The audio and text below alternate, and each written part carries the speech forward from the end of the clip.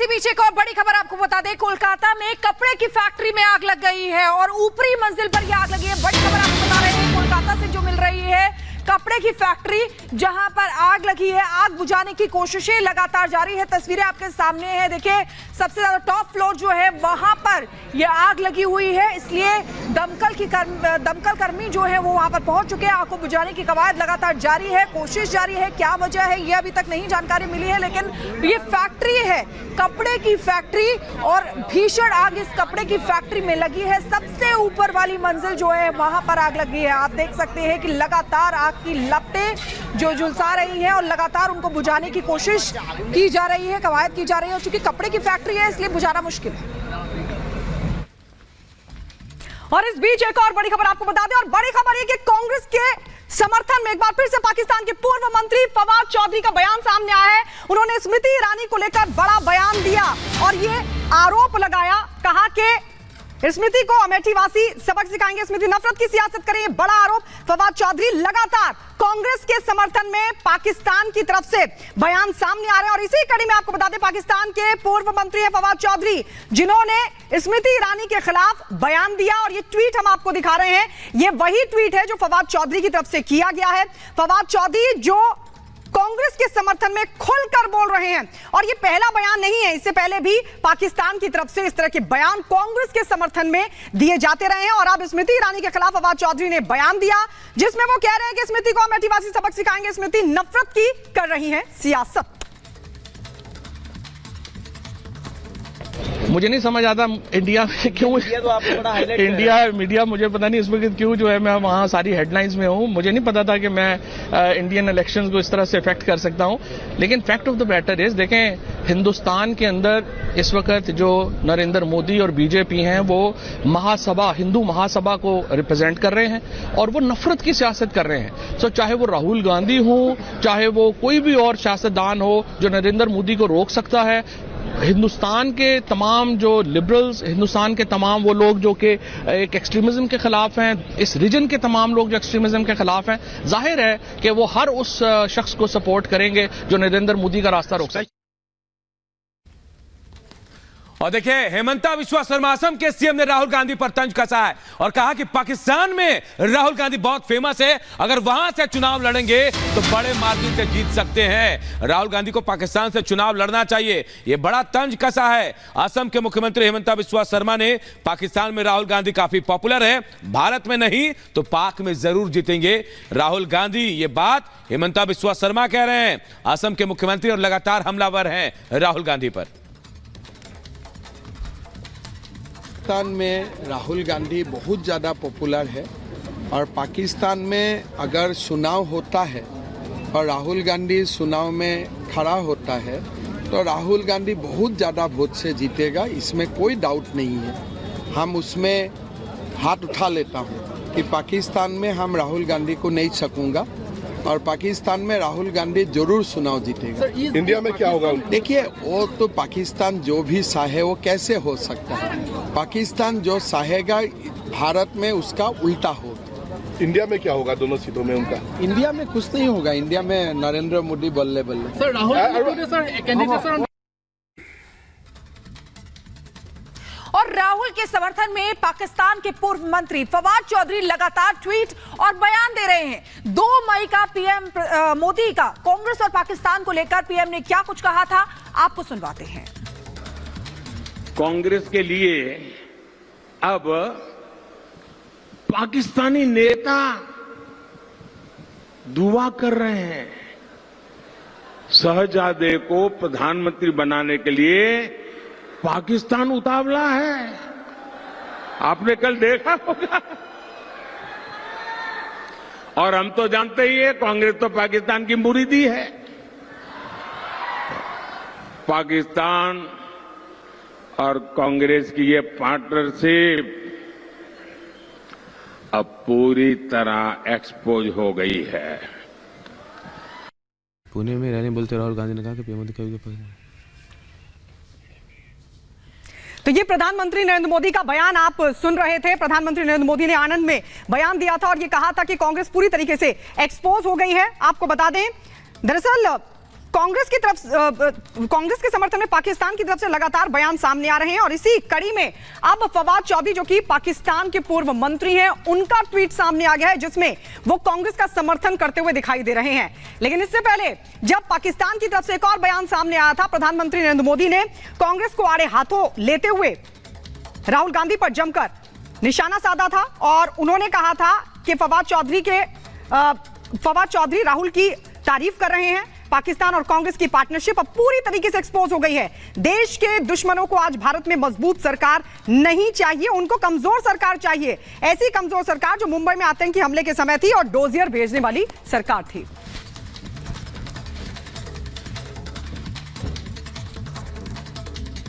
तो आपको बता दें, दरअसल मध्य प्रदेश की राजनीति की अगर हम बात करें तो पिछले बयान देने की जो प्रतियोगिता है तो जीतू पटवारी फर्स्ट आएंगे। उन्होंने बीजेपी नेता इमरती देवी को लेकर एक ऐसा बयान दिया है जिसकी चारों तरफ निंदा हो रही है और अब इस मामले में उनके खिलाफ एफआईआर भी हो गई है दर्ज। लेकिन सवाल क्या है?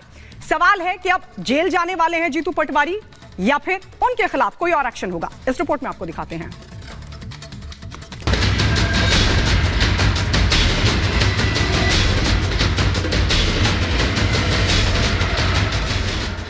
डर सभी को लगता है, खासकर देश में जब कानून का इकबाल बुलंद हो तो डर लगना लाजमी है।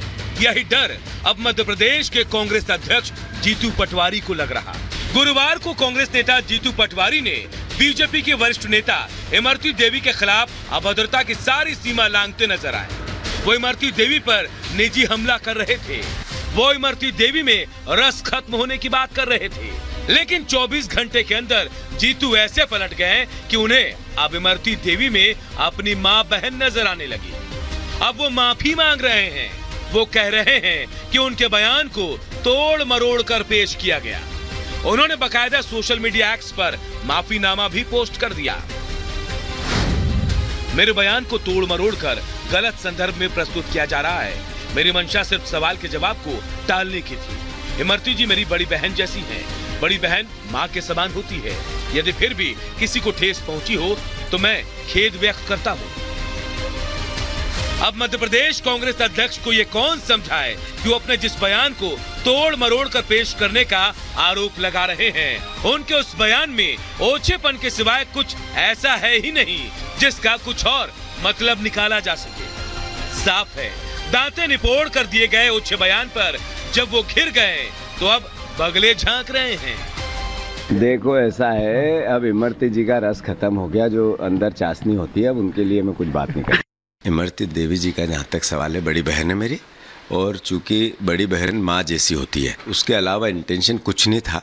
फिर भी अगर किसी प्रकार की कोई ऐसी भावना ठेस पहुंची हो किसी की भी, तो मैं खेद व्यक्त करता हूँ, माफी चाहता हूँ।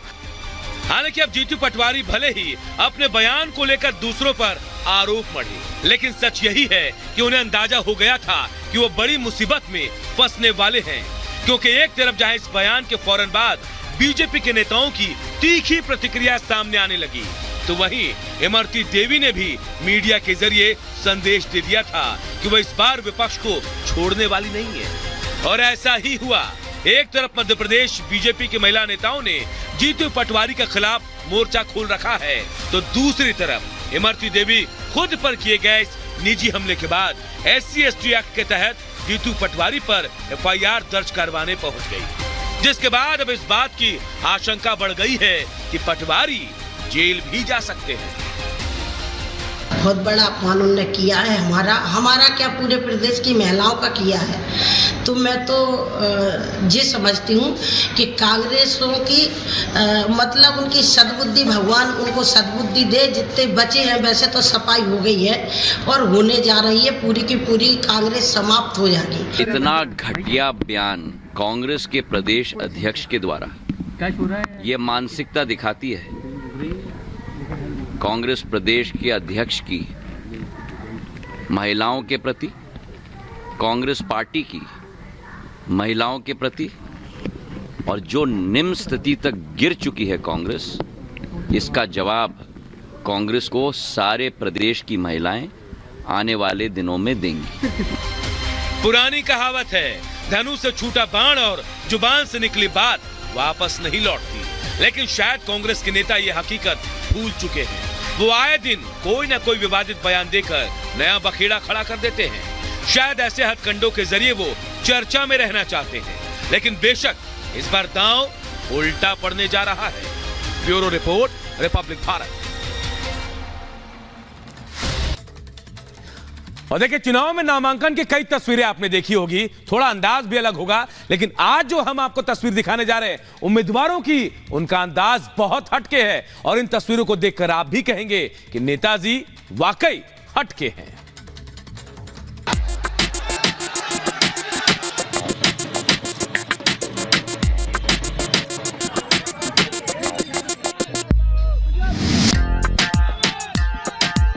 कोई भैंस पर बैठकर नामांकन करने पहुंचा, तो कोई गधे की सवारी कर, तो कोई नींबू मिर्च की माला डालकर घूम रहा, कोई बजा रहा है डुगडुगी और ढोलक। ये सारे प्रत्याशी जरा हटके हैं। लोकसभा चुनाव के दौरान नामांकन भरने जब ये उम्मीदवार पहुंचे तो इनका अलग अलग रंग और अलग अलग अंदाज नजर आया।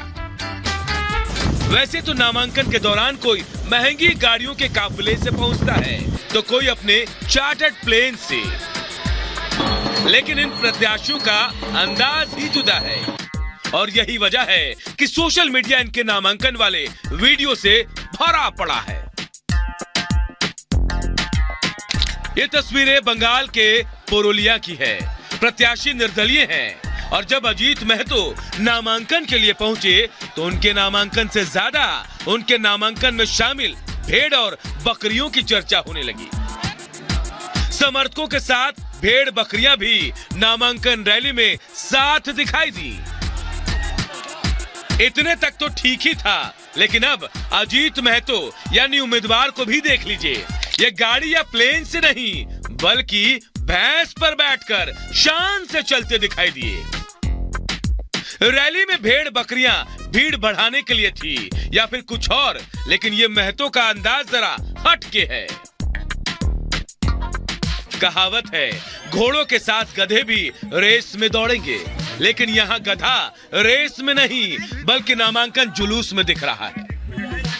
बिहार के गोपालगंज में निर्दलीय प्रत्याशी गधे पर बैठकर पर्चा दाखिल करने पहुंचे। आगे आगे गधे पर प्रत्याशी हैं, तो पीछे पीछे मुट्ठी भर समर्थक। गधा भी सोच रहा होगा कि हाय रे किस्मत, क्या जमाना आ गया है। आपने दुकानों पर सुबह सुबह नींबू मिर्च की माला टांगते लोगों को देखा होगा, जो बुरी नजर से बचाने के लिए लगाई जाती है। लेकिन जनाब, इन्हें देखकर धोखा मत खाइए। ये नींबू मिर्च टांगने वाले नहीं बल्कि लोकसभा चुनाव में अपनी किस्मत आजमाने वाले हैं।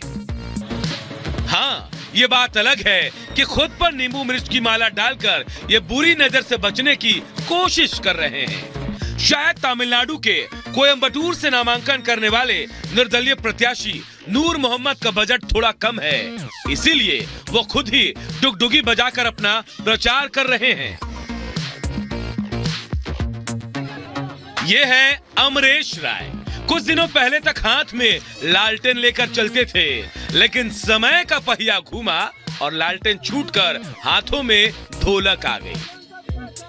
अब तक लालटेन जलाते थे, लेकिन अब ढोलक बजा रहे हैं। अमरेश राय बिहार के समस्तीपुर से निर्दलीय उम्मीदवार हैं। अब तक तेजस्वी के हनुमान कहे जाते थे, लेकिन टिकट नहीं मिला तो राय साहब बागी हो गए। अब तक हेलीकॉप्टर से आरजेडी नेताओं के साथ घूमते थे, लेकिन अब बैलगाड़ी पर आ गए हैं। पर्चा दाखिल करने पहुंचे बैलगाड़ी से।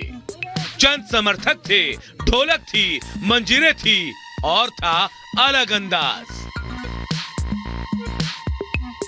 अजब गजब प्रत्याशियों के इस लिस्ट में बीजेपी के उम्मीदवार भी शामिल हैं। पश्चिमी दिल्ली से प्रत्याशी कमलजीत सहरावत मिनी ट्रक से नामांकन करने पहुंची। खुद सारथी बनी दिखाई दी तो समर्थन में आए केंद्रीय मंत्री हरदीप पुरी भी नजर आए। ये लोकतंत्र का पर्व है, जहां जनता ही माए बाप होती है और उन्हें खुश करने के लिए नेता अलग अलग दांव और हथकंडे अपनाते हैं। कहावत है ना, ऊपर वाला मेहरबान तो गधा पहलवान।